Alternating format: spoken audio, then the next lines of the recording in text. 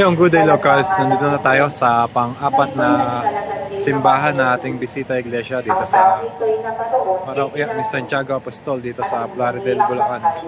Samahan niyo ako mga ka-locals. Pasok tayo sa loob. Let's go.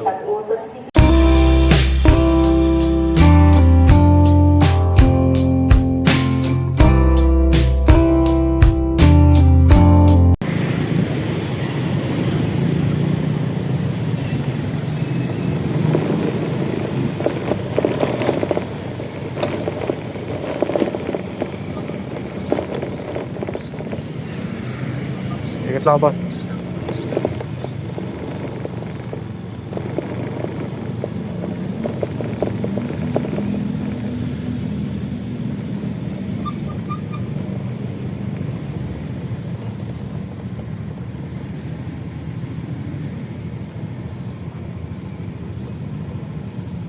Ito po, plano nyo na kung makikita niyo po pagpasok niyo po dun sa may patio, makibabasa niyo po yung Kingwa. Mababasa po sa may sticks po doon, sa may patio. Yun po ang dating pangalan ng plano Kingwa. Na ibig sabihin na kinuha. Yun po yung nagbansan po nun ay ang mga kapampangan po. Tapos po, ang aming pong karawan ng piyesta ay dalawang po pinagbisyuhan po namin. Yung isa po, July 25.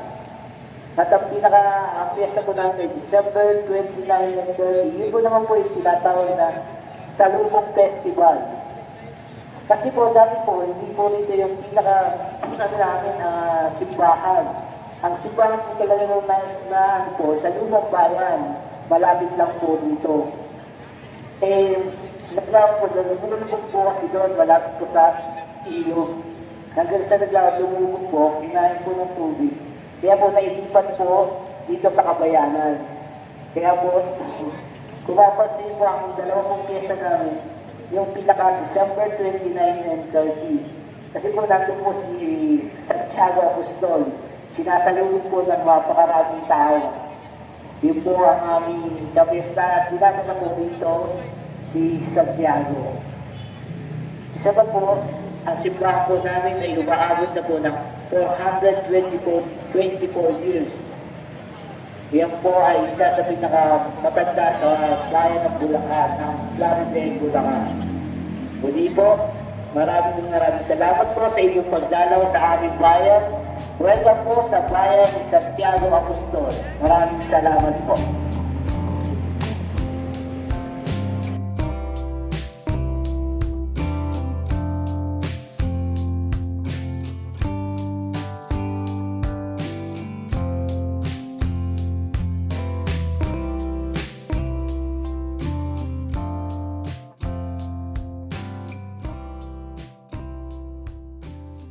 Yung Good Day Locals, nandito na tayo sa pang-apat na simbahan na ating bisita iglesia dito sa parokya ni Santiago Apostol dito sa Plaridel, Bulacan. Samahan niyo ako mga ka-locals. Pasok tayo sa loob. Let's go.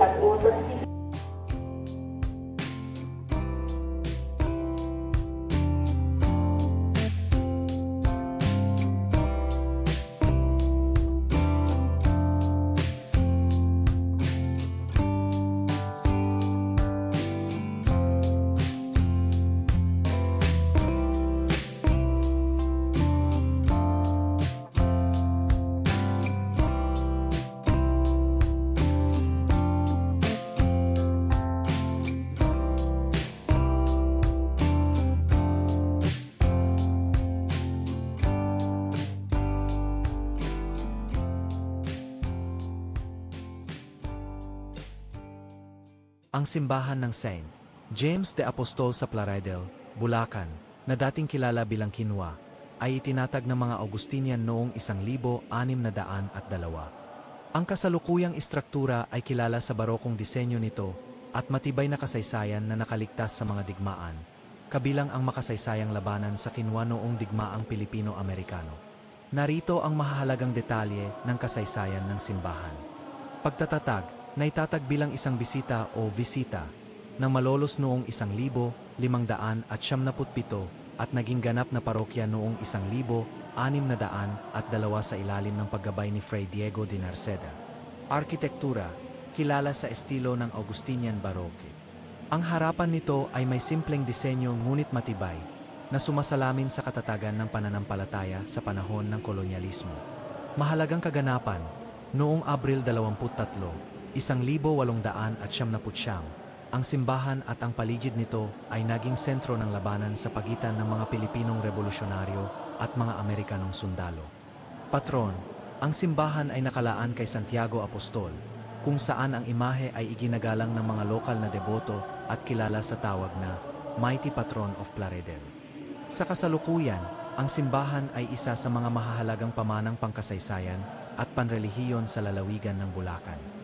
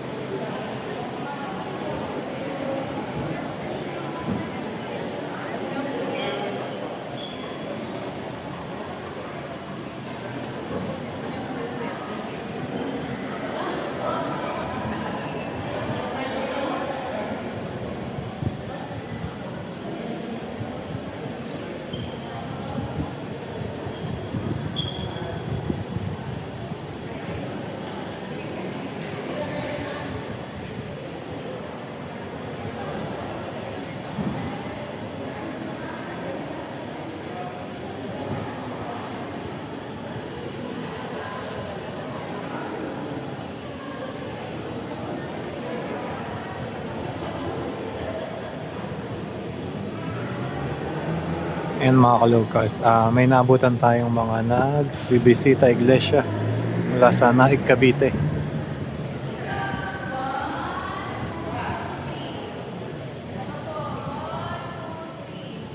One more. 1, 2, 3. Last na po. 1, 2, 3. Okay, okay lang. Nasama sila sa vlog ko. Okay lang po. Bulacan Locals. Sige po. Ano yung page sir? Bulacan Locals. Bulacan lang. Pero to sa, Historical po mga ano. ito sa YouTube ko ito i-upload. Okay, okay. Sana TikTok, Facebook, tsaka YouTube. Bulacan Locals. Bulacan lang.